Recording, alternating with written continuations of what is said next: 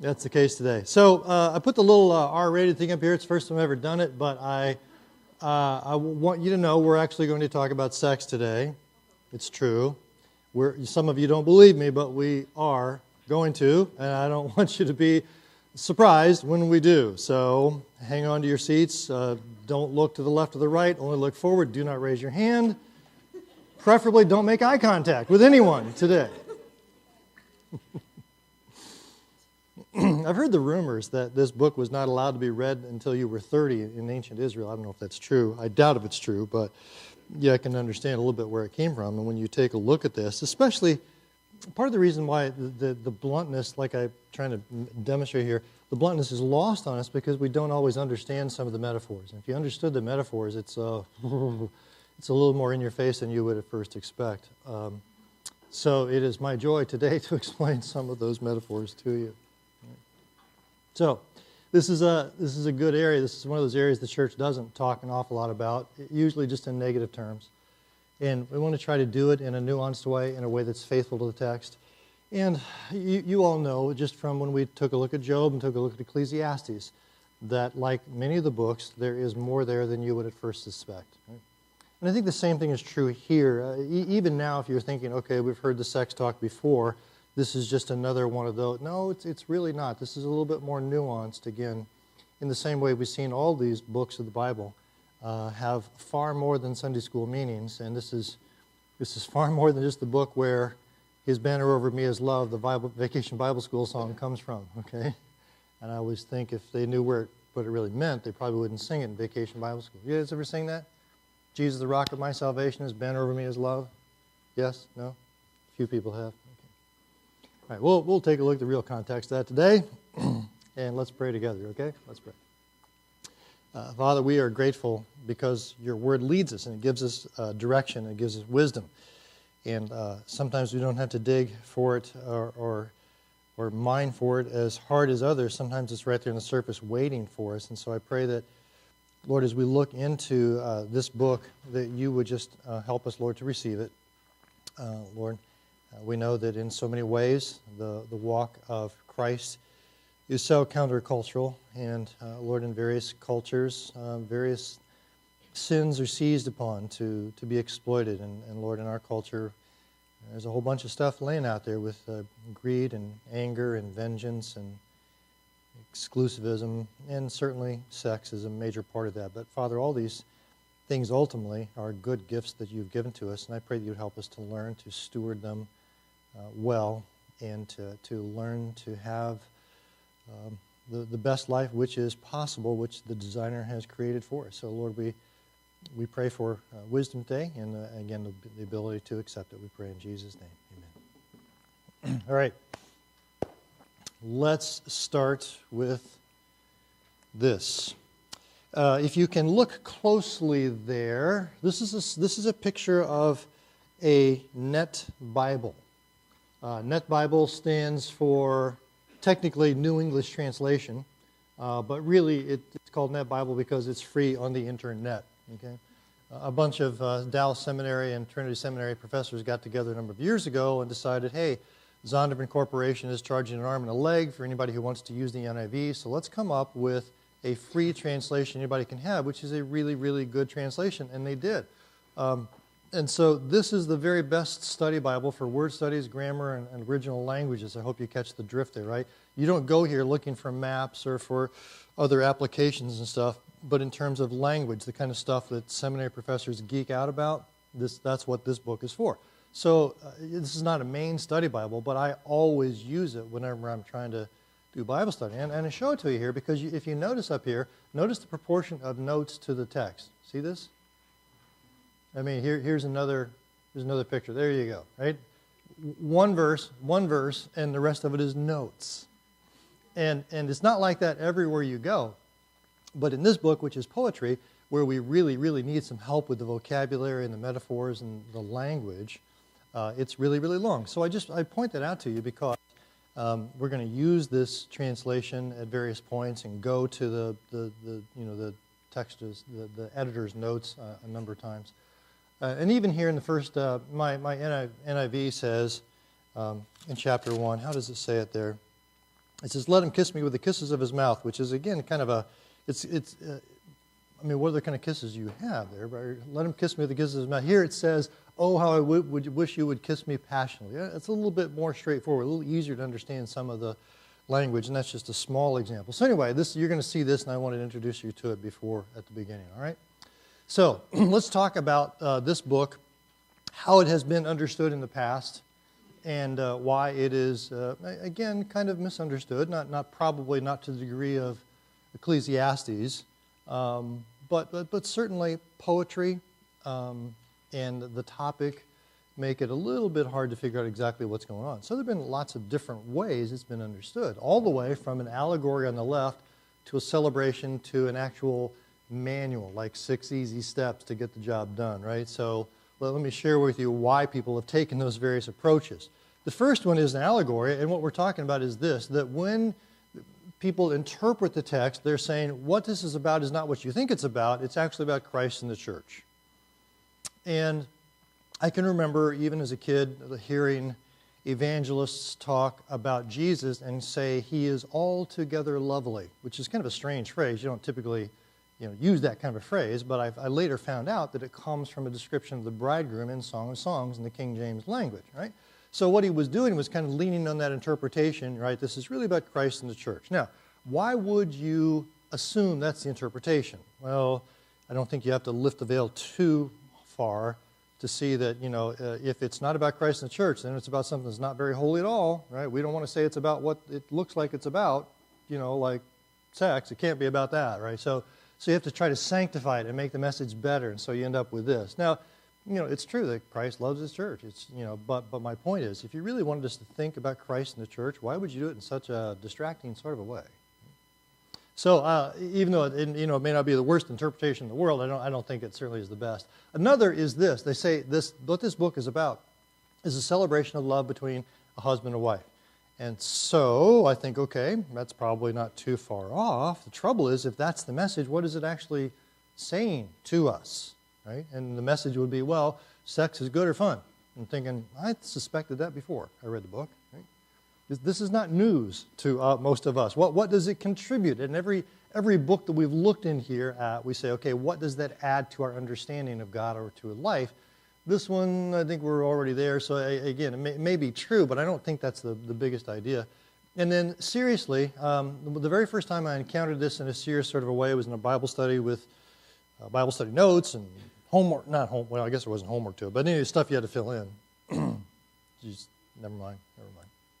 But the point of it was that this is actually, it took it very seriously as a literal manual. Right? So when it says his right hand is under me and his left arm embraces me, like, okay, this is the proper position for Christian couples. Right? It's just kind of strange. Right? Does this stuff really work? Like your nose is like the Tower of Lebanon? Is that what we're supposed to say as husbands?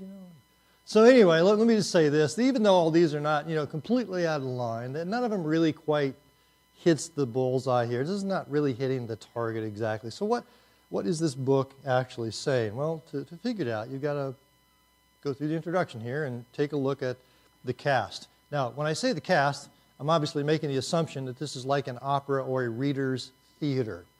If you don't know what a reader's theater is, it's kind of important to make the distinction because it's not a play which people would actually act out for obvious reasons, okay?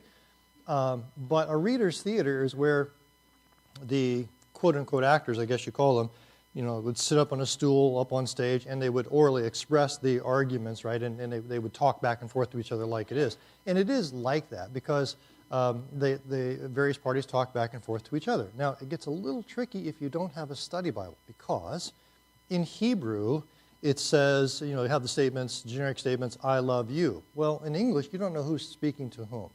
But in Hebrew, you do because you is not a neutral pronoun. It's either you girl or you guy, right? So if you read Hebrew, you can figure out who is speaking to whom, and the study Bibles will often say she is speaking to him because they can, understand the gender of the Hebrew nouns. So in this reader's theater then, there are three major characters, right? The first is the groom/husband. Now, I call him that because it takes place over time. as it opened up, it's the wife speaking about her husband and their relationship, but then she goes back and talks about their courtship or their romance, leading up to their wedding, right? So at some point she's the groom, some point she's the husband, but here's the point about him. Like a real wedding, he is necessary to the story. You can't have it without him, but he's hardly the focal point, okay? The focal point is, of course, the bride/wife. This is really her story that she tells for the benefit of the daughters of Jerusalem. Not the Department of Justice, but the daughters of Jerusalem. These are the younger single girls in Israel. So basically, the focal point is the wife. It's her story. She's the one who's saying to the younger girls, hey, this is what I wish someone had told me when I was your age. Right? It's going to kind of tell her story for teaching purposes to the younger girls who are not yet married or not even, well, you wouldn't have dating in ancient Israel, but at least anticipating marriage, okay? So, if you're really old or you watch this stuff in slumber parties, you might remember this. Anybody remember this? Okay, guys, forget it. I'm sure you didn't see it unless you saw your sisters watching it, but it's similar to the, if that helps, you understand. If not, forget it. Let's go on. So, 2 quick notes. Number 1, please stay with me to the end. Again, I know it's pretty fair to assume, hey, this is the sex talk, right? We know what we're going to say, right? Don't have sex before you get married, and if you do, there's forgiveness for that, right? We've probably been through that a lot of times. But it's a lot more nuanced than that. And I know you think it's probably going to go there, but there's more to it. So stay with me all the way to the end and let Solomon make his point. Let her make her point, okay? And I also know that this is a place where there's a lot of emotions tied up involved, right? You see these things, we talk about these things, and a lot of people go back and think about, oh man, this makes me feel guilty because I crossed over this line, and you kind of get lost in the process. And I've had so many people say to me, come up, a week afterwards, and we talk about it or something, and they would say, oh, I felt so bad about this, and I said, but didn't you hear me say this? And they said, no, did you say that? Yeah, well, they were spaced out in their own world. Don't stay with me, okay, all the way to the end. Number 2, the poetry is powerful and sometimes inexact. And there are a lot of places in the story where if you say to me, now what does that phrase mean, right? What does that phrase mean? And countless times I'll have to say, not really sure exactly what's going on there. But here's the point. When you put the whole book together, the basic message is really clear. So what I'm about to share with you today, just like with Ecclesiastes, I don't ever teach anything I'm not sure of. I really do feel like even though there are individual phrases that are hard to figure out, that the overall thrust of this book is really clear, and it gets repeated over and over again, and there are various different ways, different angles at which the attack comes that make you realize, okay, this is confirming evidence that this is what the message of the book actually is. Right? So with that, then, let's jump right into it. And I have changed the PowerPoint title here from your notes probably a little bit. I'm just guessing I did because I changed it on there. 1A says, courtship and fulfillment, the couple's love is rewarded. That's too bland, okay? So mark it out and change it to this. This is a little bit clearer about what's really going on. Because when it says joy in marriage and how we got married, that's what's going to happen in the first 5 chapters. Again, the wife is the one who's speaking to the daughters of Jerusalem, and she's going to talk about how happy she is to be married, and then she's going to go into the flashback and talk about how we got here. All right? So first of all, starts out with the joy she experiences in marriage now, and then the flashback about how we got there. So it starts out like this. Oops, I went too fast. The wife and the daughters of Jerusalem are speaking, and they're talking to each other, and she says, man, let him kiss me passionately, right there in chapter 1 and verse 2, and she's talking about her own body and how she feels. It's a really very kind of a sensual discussion even as it begins. He very quickly joins in, or maybe she's just recounting what he has said, right? But he feels the same way about her, verses 9 and 10. I liken you, my darling, to a mare harnessed to one of the chariots of Pharaoh. Your cheeks are beautiful with earrings, your neck with strings of jewels, right? And so it's obviously a very different culture, but you get the idea that they're delighting in each other and their the way they love each other. And then there's it goes to this conversation between the married couple that the daughters of Jerusalem are kind of listening in on, or she is recounting for them. Okay? And so as she speaks here, you'll notice that it progressively gets more intimate. They talk about each other, how they love each other. I'm just looking at chapter 1 and verse 15. Verse 16, how handsome you are, my lover. Oh, how charming. Our bed is verdant or green. And he says, the beams of our house are cedars, our rafters are firs. Now, again, in the poetry, we don't know if the two are running through the woods and they're laying down and, they're seeing that the trees are covering them like a house, or if they're actually in their house where the beams of their house are cedar. But the point is that cedar trees are fragrant and they smell good, and it's a very sensual kind of description, right? It smells good, it feels good, it tastes good. It's just, it's really enjoyable in all of the senses. And as you move down through that section, chapter 2, verse 1, it gets, again, more involved. Verse 3, like an apple tree among the trees of the forest is my lover among the young men. I delight to sit in his shade, and his fruit is sweet to my taste. He has taken me to the banquet hall, and his banner over me is love. Now, again, the context of this is not appropriate for third grade VBS. I'm just saying, strengthen me with raisins, refresh me with apples, for I am faint with love, right? So she's really getting into this, obviously it's poetry, but it's clear she's saying, I love my husband and I love making love to him, and that's where they're going in this section, right? That's where we are. And then she says in verse 6, his left arm is under my head and his right arm embraces me. It's like, wait a minute, how far are you going to go? Right? This is getting a little bit too much. Please stop, right? And that's just in English, right? In Hebrew, it's a whole lot more, right? Let me show you a little bit of Hebrew here, okay? Oh, how I wish you would kiss me passionately. We've seen that one already. His fruit is sweet to my taste. Look at all the text it takes to explain that one, right? He brought me into the banquet hall, and he looked at me lovingly. Now, this is, again, a little bit more explicit, right? He looks at me with those eyes, right?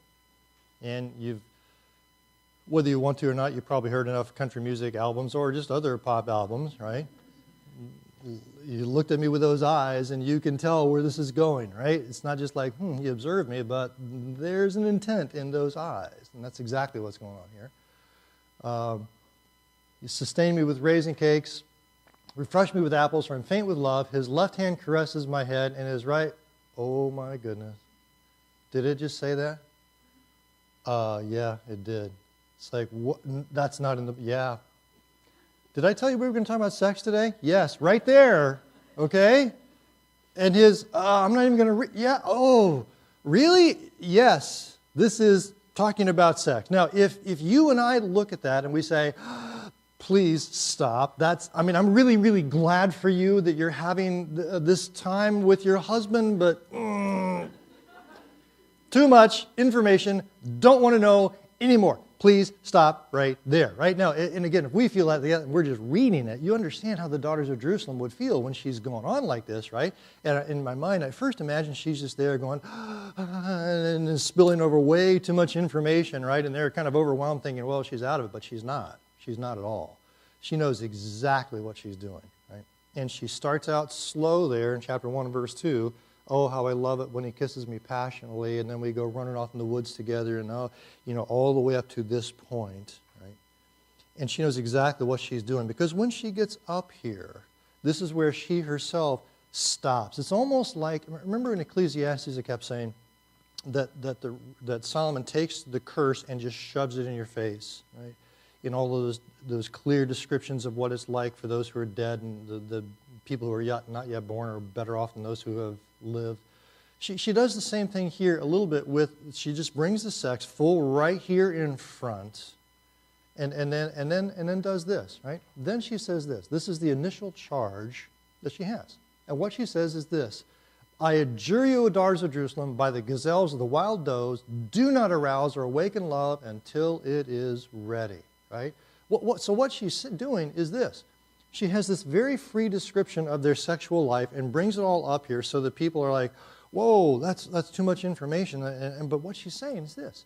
Look, this sexual relationship we have is really wonderful, it's satisfying, it's deep, and we just enjoy it, but don't you dare get involved in it until the right time. Now you say, how do you know? Well, I'm about to show you how I am sure that's exactly what's going on here. So what she says is this. Now here's the statement in 2:7. Do not awaken or arouse love until it pleases. Now that does not mean don't have sex until you feel like it, right? She's going to explain what that means. But this is a statement which happens 3 times in the book. 3 really critical times in the book, such that it becomes not the only point, but one of the main points. Yeah, it's really, really great, but don't you stir it up. Don't you arouse it until the right time. Now, notice again here, and I'm going back to those notes. If you arouse or if you awaken love before it pleases, or the better paraphrase, the way we would say it today is this: promise me you will not arouse or awaken love until it pleases. This line is a typical Hebrew negative oath formula in which the speaker urges his or her audience to take a vow not to do something that would have destructive consequences. The expression, I adjure you, is used when the speaker urges his audience to take an oath. Right? Don't do this. Promise me you won't do this. Right? So you feel like, oh, is she just kind of lost her mind? Is she going and rambling too much? And the answer is no, no, no, no. She's going to say, okay, I'm just going to lay it out. Here it is. And it's great. But don't you dare get involved till the right time. Right? Now, I don't know about you, but when I was single and I would hear people say this to me, my response was always, you know, that's really hollow coming from a married person. That's really easy for you to say. Right? And I think she understands that, and that's why she comes back with this. Well, actually, it wasn't easy for us to not arouse love. And she's not going to ask them to do anything she hasn't already done, right? Or she's not going to ask them to avoid something she hasn't avoided. It wasn't always easy for us to not arouse love because we had every excuse or temptation to be involved. Number one, he was physically attractive to me. Okay? And she goes and she talks about how he looks like this stunning deer or gazelle that's beautiful and coordinated and powerful, right? But even more than that, he is romantically attractive. There are a number of things here that make him romantically attractive. The first one is this one, right? Verses 10 to 13, he initiated the relationship, like verse 10. My lover spoke and said to me, arise, my darling. Now, I said to you that this was not exactly a manual for how to get the job done, right? But there are some pointers which, guys, you could learn from here. And so notice that the first one is just very simple, verse 10. He actually spoke and said to me, arise, my darling. So he initiates the conversation. He initiates the relationship. He invites her to go. Right? Now, again, without looking around at anybody, is this okay? Is this a good idea, ladies, to do? Some heads are nodding. Yes, guys, just listen up. Okay. So he initiates the relationship. He invites me. He says, see, the winter is past, the rains are over and gone. Again, the verse 13 finishes with, arise, come, my darling, my beautiful one, come with me. And then verse 14, he desired to know me. It would be easy to miss this, so let me help. He says, my dove, in the clefts of the rock, in the hiding places of the mountainside, show me your face, let me hear your voice, for your voice is sweet and your face is lovely. Now, at this point, in this book, I hope you realize that we're not going to be hesitant about talking about sexual things. I mean, she is not going to be hesitant about bringing up sexual things, right? And in their courtship, as they are, before they were married, and they are together, which is what this description is, he says, show me your face, let me hear your voice. Now, again, given the context, there are a lot of things he could have asked to see, which he doesn't ask to see at this point. And what he's asking for is conversation, is relationship, right? And let that sink in just a little bit. He desired to actually know me. And then it's followed up by verse 15, this resolve to avoid conflicts. Verse 15, catch for us the foxes, little foxes that ruin the vineyards, or vineyards that are in bloom. Again, obviously a metaphor for let's stop those little irritations which can hurt the product or hurt the relationship. Right? Again, not to be too blunt about it here, but in a typical relationship where a guy is just charged up with hormones, there's one thing on his mind, and he doesn't really care about relationship. And he doesn't really care about conflicts. He just wants to push those away not solve them, so that he can get what he wants to get. Not so here. He wants to know her. He wants to talk with her. He wants to take care of those emotional slights so that they actually have a good relationship. Okay? They're mutually committed to each other. I am my beloved's and he is mine, pretty famous phrase from the book, right? But the point is this, that once you become committed, like today in our world, in engagement, then it's all the more easy to rationalize, oh, well, let's just go ahead here, and because we're going to be married anyway, right? She's saying all those temptations come along here, and we did not get involved. How do you know? Well, just hang on. And then finally, she always searched for one like him. Again, in chapter 3, 1-4, this is where the poetry is kind of hard. But I think the idea is, I'd had dated a lot of little boys in high school, but now I found a man, or had a lot of losers, and now I found this one guy who was a winner. And so when I finally found him, and you say, this is the one I'm going to marry, all the rationalizations get easier. But right here, the very next verse, again, is 3:5, which is identical to 2:7, right? And that is, I adjure you, do not arouse or do not awaken love. Do not stir it up until the right time. So I don't know if I said this before, but this is the second time out of 3 she's going to say this. She says it in 2:7, 3:5, and chapter 8 and verse 4. Right? So it's the only thing that's repeated that many times, and so you have to say, wow, this is a big part of the main idea. Now, she's kind of made her basic point at this point. This love is a really wonderful thing, but you can't get involved in it beforehand, and the answer is why? Well, here are some of the reasons why. So she's going to explain to us what her wedding day was like in 3:6-11. And we know it's about the wedding day because verse 11 says, come out to look at Solomon, the crown with which his mother crowned him on the day of his wedding. So from verses 6-11, it's all about their wedding day. And her very first statement is, I remember what it was like the first time I saw him, a beautiful wedding day. You say, okay, doesn't everybody have a wedding day like that? Not necessarily, right? Our wedding day was one that we could celebrate with a clear conscience because we had done this thing correctly. When I was in 8th grade, I was a stupid, naive 8th grade boy. Didn't know much of anything. But I will never forget when my older sister, who was in college at the time, got married. And it seemed like she got married rather quickly. I remember the conversation she and her boyfriend had with my mom and dad. I don't remember hearing it because I wasn't allowed to be there, but I remember it felt sort of tense and weird. I don't know why. So the day she got married, she walked down the aisle, and this is back in the day, way back in the day, when the color of the wedding gown actually meant something, right? And she wasn't wearing white. I thought, well, that's weird. What's with that? Right? And I remember my mom and dad crying after the wedding, and even then, as a stupid 8th grade boy, thinking, oh, wait a minute, people cry at weddings, but that just doesn't feel right. Something's wrong there, right? Because it wasn't exactly the kind of wedding they had hoped for their little girl. But I remember 7, 8 years ago now, walking down the aisle with my youngest, right, and just having this incredible sense of pride for her, Christy and Adam, because they had done this right. It was a glorious wedding to look back on. So she says, because we had done this right, there was this great wedding day, and then after that, of course, now we're on to the wedding night. Okay, so hold on to your hats, look straight forward, and just look down at the text, if you dare.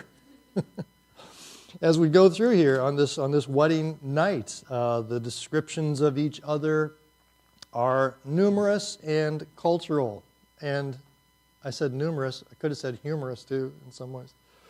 You love these. Have you ever seen any kind of memes about it? Sometimes you will.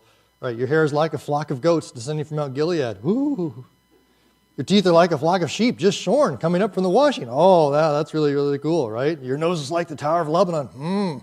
That's great. And it just, you move through here. Obviously, it's a very cultural language, but it works for the two of them, apparently. Right? Verse 9, I do want to make a couple of points that will be transcultural for us.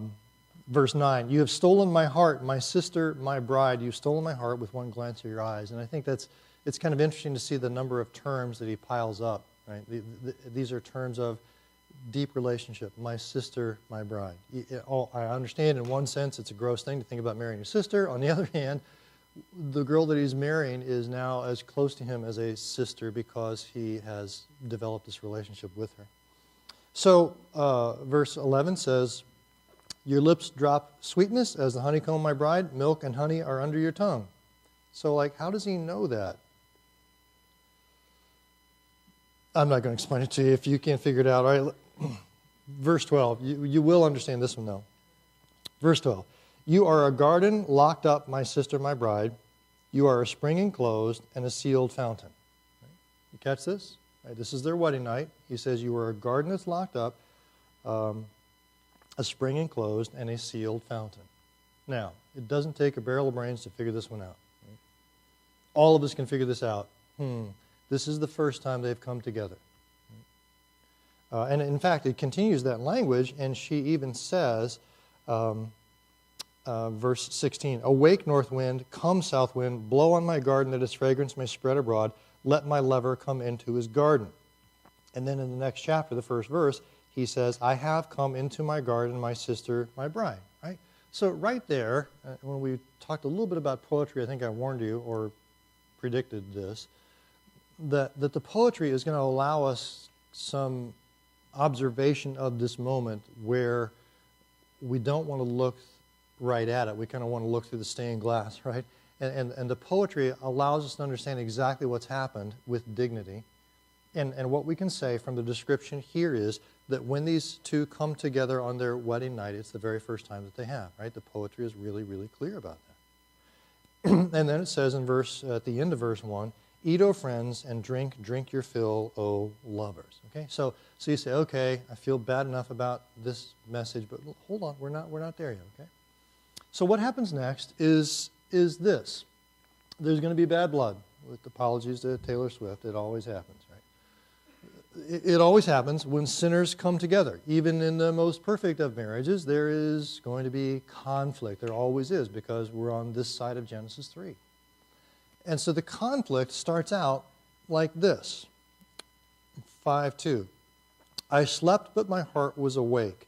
So she is speaking, and she is kind of half in and out of consciousness, right? You know, those times when you're really dreaming, you're kind of aware of what's going on, but not really. I slept, but my heart was awake. And she said, listen, my lover is knocking. So I hear him. So obviously she's in the bedroom door, in the bedroom. The bedroom door is locked. He's outside and knocking to come in. And he says, open to me, my sister, my darling, my dove, my flawless one. My head is drenched with dew, right? So you can kind of tell here just by the language he uses that it's not just, hey, the door's locked, let me in, but he has other things on his mind. Right? And she says this. She kind of wakes up and says in verse 3, I've taken off my robe, must I put it on again? I've washed my feet, must I soil them again by getting out of bed and walking on the floor? So in modern language, it's like, hey, I got a headache, or it's not going to happen tonight. Right? She says, no, I'm not going to open up the door. And then verse 4, my lover thrust his hand through the latch opening, right? He starts fooling around with the doorknob, or whatever it is. And she says, and then my heart began to pound for him. So she changes her mind right here in verse 5. I arose to open for my lover, right? But when I got there, verse 6, my lover had left, he was gone. My heart sank at his departure. Right? So this whole scenario causes a conflict, and she starts to search after him. Now, the rest of what happens here, again, is poetic. The cause of the problem is right here, and her attempt to resolve it is in the next couple of verses. She goes after him. This is a little bit hard to understand, but I think the point is this. What happens is she takes off after him, and some watchmen of the city at night don't know who she is, and they kind of rough her up, beat her up a little bit, right? Now you think, it's a weird plot twist. What's going on there? Well, I think it's this, that in every marriage there is conflict, and sometimes those conflicts are overcome, and sometimes they are not. This would be one of those conflicts which would be very easy to be bitter about. You ran away and I tried to find you and then I got beat up for it, right? This is one of those things where it could just spiral out of control. And he said, she said, and you get angry at each other. It's not my fault. You should have opened the door. You know, all that kind of thing. And some really bad things happen here. The question is this going to be a divide between them, or are they going to be able to overcome it? Right? Long story short, they're able to overcome it, right? And they are reconciled. He remembers her. He searches after her. She accepts him, and the two of them are back together, right? And what happens next then is this. They make up and they mature. Now, in 7:1 to 8:3, very quickly, if you just skim it over, look at chapter 7. If you look at chapter 7 and you've read this carefully enough, you should be able to say, hey, wait a minute. We've seen this before. Because you're looking down through there and you say, verse 4, chapter 7. Your neck is like an ivory tower. Your eyes are like the pools of Heshbon. Right? And you read this and think, wait a minute, that sounds like the wedding night. And it does. Chapter 7 is just like chapter 4. Right? So that's why I say here, they make up. Right? And here's the best part, though. Here is the lesson to be learned from it. The difference between chapter 7 and chapter 4 is this. That chapter 7 is actually longer than chapter 4. What does that mean? Well, it looks to me that these two people are more in love in every way, even physically enraptured with the other, the longer they go, right? So what it's trying to say, I think, is this. You've got this wedding night, which is not the high point of their marriage. Neither is the wedding the high point of their marriage. It's just the beginning. What happens is they go through conflicts and they're coming out stronger on the other side, right? So let me see if I can kind of try to make her point here then, which I think is this so far. The kind of relationship which endures conflict, right? The conflict we saw from 5:2 to 6:13. The kind of relationship which endures conflict and continues to grow, right, which we see here in chapter 7 all the way to 8:3, is one that is founded on committed and informed relationship marked by physical restraint. I think we've seen that theme coming through here pretty clearly, right? So what she's saying is, don't you dare arouse or get involved in love, sexual love, before the right time. Why? Well, because we didn't do it that way, and we have the kind of relationship which endures conflict and grows because it's built on a foundation of relationship, and sex was not the basis for our relationship. Is sex a part of your relationship? Yeah, it's huge, but it wasn't the foundation, which is her basic point, okay? And notice again here, I say it's marked by physical restraint. Now, I could have put some of the other chapters in there earlier that we talked about, but she follows up with it again here in 8:4 to 14. So take a look at chapter 8:4 to 14. And it says this. This is the final word of counsel concerning moral purity. Chapter 8 and verse 4, there's the theme again.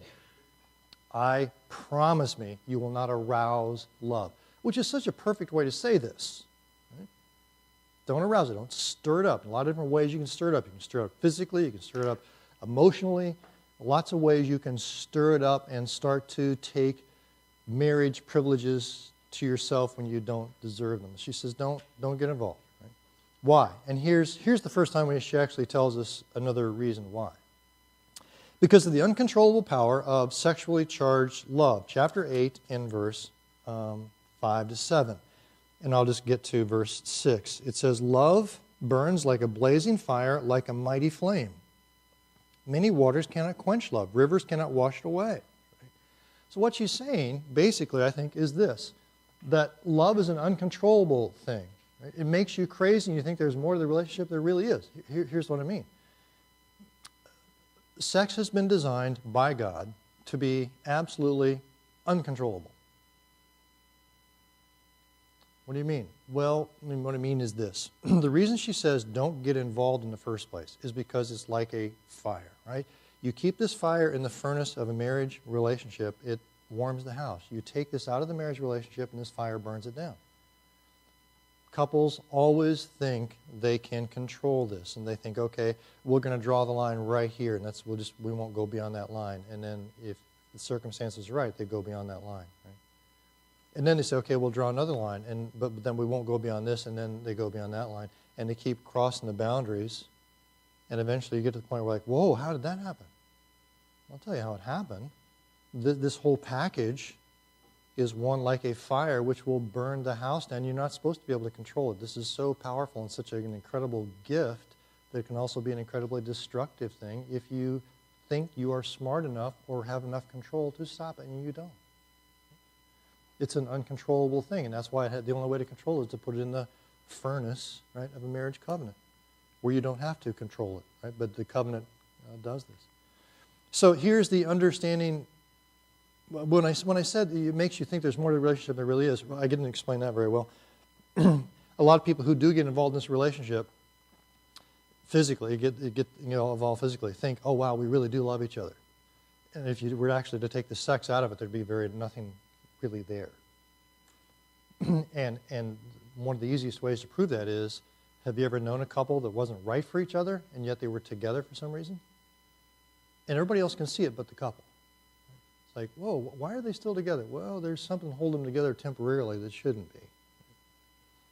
So notice the understanding response to the daughters of Jerusalem. And in the beginning, when I said the poetry is kind of inexact, but there's enough here to make us realize, whoa, this is really what we're talking about. This is one of them. The understanding response to the daughters of Jerusalem. Now, I don't know if you've ever learned this in a speech class or whatever, but when you're listening to other people talk, one of the best things to do for communication is to say, now, what I think I hear you saying is this. And you try to repeat it back, right? And if you say to them, is this what you're saying? And they say, yes, that's it. Then you're good. But if they say, no, that's not what I mean at all, right? And so what we have here is the daughters of Jerusalem say, okay, we think we know what you're saying. Is this it? Is this the right application? And what they say in verses 8 and 9 is this. Again, I implore your maturity. We have a young sister, and her breasts are not yet grown, right? So we have a little sister, and she's 10 or 11, and the question is, what shall we do for our sister for the day she is spoken for? How are we going to help this little girl navigate through her teenage years, right, in order to really be ready for her wedding day correctly? And then they say these words. If she is a wall, we will build on her a battlement of silver.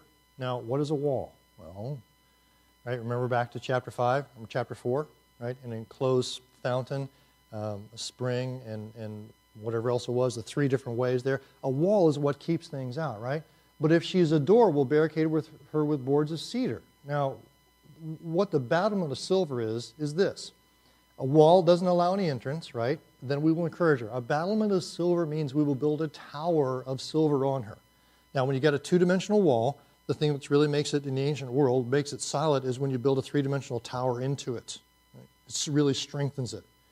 So what we're saying is, if we find that she is a wall, that she has a right relationship towards boys, we will encourage her and say, you go, girl, that's right, you stay. I know this is hard, maybe it's against the culture, but you're doing it exactly right. But if she is a door, if she is loose, if she opens up, then we will barricade her with boards of cedar. Is that right? And the wife says, yes, that's exactly right. That's what I'm telling you. Right? Don't let her arouse love, right, before the right time. So verses 10 to 14, their story, happily ever after. So let's get actually to what this means for us then, okay? So is this the bottom line? If you're a virgin, you're okay, and if not, then you're going to have trouble. Answer, no. No. That's not it at all, right? We're not trying to say it's not a good idea to be pure. That's true. We're not even saying this, that if you're not a virgin, there's forgiveness for that. That may be true, but this is far beyond that, right? What this is actually saying is this, that if you've crossed over those barriers before in the past, there is forgiveness for that, but more importantly, you've got to make sure that when you have a relationship now, you don't do that. And if you've crossed over barriers before, it becomes easier and easier to do it. You've got to be even more intentional. But the relationship particularly, which is going to move towards marriage, is one where you cannot afford to arouse love before the right time, to arouse physical love, right? Or let me put it like this. If you're borrowing the privileges of a covenantal relationship from the future before you're in one, then you're following a very foolish plan, again, according to wisdom literature. Right? Why? Well, 2 reasons. Number one, just to say it very explicitly here, sex makes a really solid second story to a house, but as a foundation, it's more like sand. It's really not a good foundation for a relationship. And number 2, you may not be deeply compatible, or you may be deeply incompatible and won't even know it. Let me just explain this one to you really quickly. This is one of the dirtiest little Cedarville secrets ever that you'll never hear. because it's very, very embarrassing. If I could tell you how many times it's so heartbreaking, I've talked to Cedarville kids who get married, and they figure out, okay, this is my safe thing. If I marry a Cedarville person, this marriage will last forever, right? But you violate the laws here. You marry that person, and 6 months later, this has happened to me more times than I want to tell you about. This person comes back and says, man, I don't know why we got married. I didn't even know him. I didn't even know her. I don't know what I was thinking. Right? Yeah, I'll tell you what you were thinking. Your mind was so crazy mixed up that you weren't thinking at all. And it was not founded on a relationship. It was founded on the fruits of a marriage covenant. So here's the problem. A lot of people will try to build a marriage covenant on a physical relationship and then save the personal relationship for later, or when they get married, then they really do get to know each other and find out, wow, we don't really like each other. What this book is saying is, build it on a personal relationship, save that physical relationship then for that furnace of the marriage covenant, and here's the proper order of things. The proper order is simply this. Chesterton says this, one of the most provocative things I ever read. And when I first read that, I thought, what is he talking about? Every man who knocks on the door of a brothel looking for God, that's the dumbest thing I've ever heard of. It's the last thing you're looking for. And the answer is no. What he says is absolutely right. That you think you're looking for sex, but actually what you're trying to satisfy is a deeper intimacy with God. Which is exactly where we are in John chapter 4 with the woman at the well, right? We glorify sex, we give it way too much credit when we imagine it will satisfy our hunger for God. That's exactly where this woman is. When she says, sir, I thirst. And Jesus says, I can give you that water. And she says, I want it. And Jesus says, well, first go get your husband. Well, I don't have a husband. Now, you said that right. You actually have had 5. And the point with her is not trying to make her feel bad, but to realize you've been looking for in sex what you can only find in a relationship with God. So the proper order is this. You were designed from the intimacy with God first, then with another person in the bonds of a marriage covenant, in that order. As we saw in Proverbs, if you do it any other way, you're following the enemy's shortcut to failure. So this wisdom rings true because relationships are found in the soul. They're only celebrated in the body. It's a pretty clear-cut statement of wisdom. Notice that nowhere in here in the book does it say, if you don't do this, God's going to get you. This is wisdom, right? This is saying, hey, you just look out at couples and you understand this is a really wise way to live. Right?